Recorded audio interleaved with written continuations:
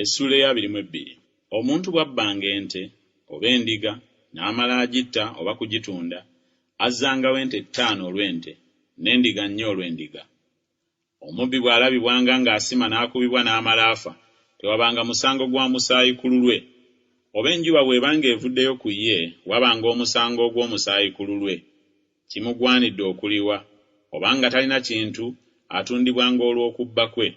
Kye yabba bwe kirabikanga mu mukono gwe nga kikyali kiramu, oba nte oba ndogoyi oba ndiga, azzangawo 2.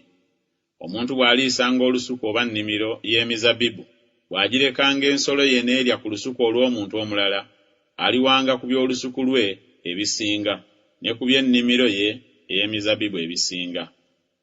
Omuliro bwe gwakanga ne gulinnya mu maggwa, emitwalo gy'eŋŋano oba eŋŋano ng'ekyamera oba nnimiro ne bimala bisiriira, akumanga omuliro talemanga kuliwa. Omuntu bw'ateresanga munne effeeza oba bintu ne bamala babibbira mu nnyumba ye, omubbi bw'anaalabikanga aliwanga emirundi 2.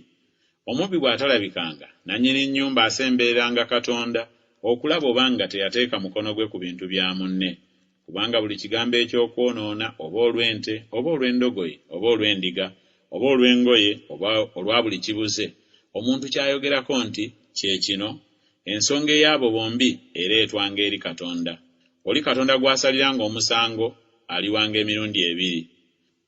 Omuntu bw'ateresanga munne endogoyi oba nte oba ndiga oba nsolo yonna, nayo n'emala efa oba kufaafaagana oba okugobebwa nga tewali muntu alaba, ekirayiro kya Mukama kibeeranga wakati waabwe bombi, oba nga teyateeka mukono gwe ku bintu bya munne, nannyiniyo akkirizanga so taliwanga.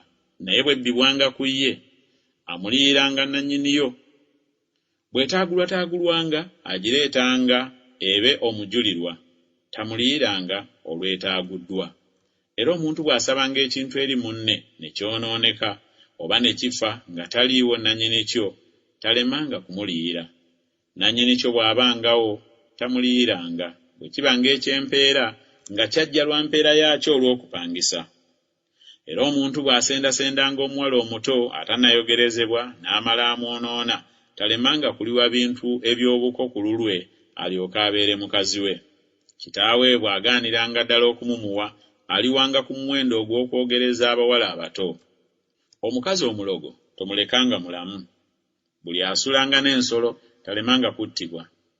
Awangayo ssaddaaka eri Katonda yenna, wabula eri Mukama yekka azikirizibwanga ddala. Era munnaggwanga tomwonoonanga so tomukolanga bubi, kubanga mwali bannaggwanga mu nsi ey'e Misiri. Buli nnamwandu ne mulekwa temumubonyaabonyanga. Bw'onoobabonyaabonyanga n'akatono, bwe banankaabiranga nze, siiremenga kuwulira kukaaba kwabwe.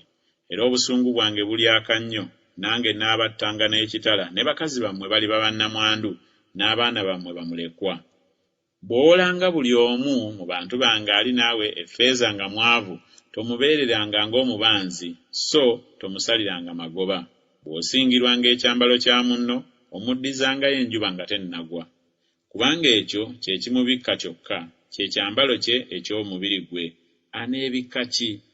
Awo bw'anankaabiranga naawuliranga, kubanga nnina ekisa. Tovumanga Katonda, so tokolimiranga omukulu w'abantu bo. Tolwanga kuwaayo ku bungi obw'ebibala byo n'envinnyo yo. Omubereberye mu baana bo omumpanga.